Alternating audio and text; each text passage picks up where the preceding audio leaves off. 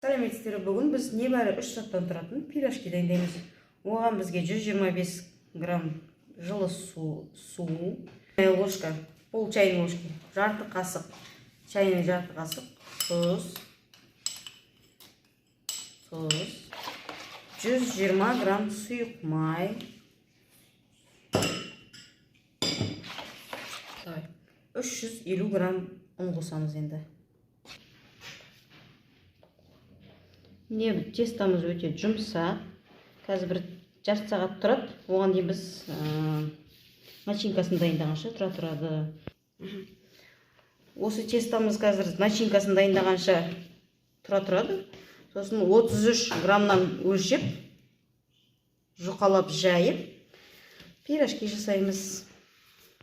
Міне осылай салатанға салып қоямыз. Енді пока начинкасын дайындаймыз. Бағанағы тестамыздан бізде 18-19 штук осындай теста шығады. Соны қатайттық. Міне картошка, капуста, кім қандай начинка жақсы көреді, сол начинкасын сала берсе болады. Міне осылай қатайттаймыз. Тестамыз осылай қатайттық. Істей береміз. Жұқа қылып жайсыздар. Тестаны 33 граммнан өлшейсіздер. Тестаны жұқа қылып жайсыздар. Тестамызды біз 33 граммнан өлшедік, 33 граммнан. Тестамызды жұқа қылып жаямыз осылай.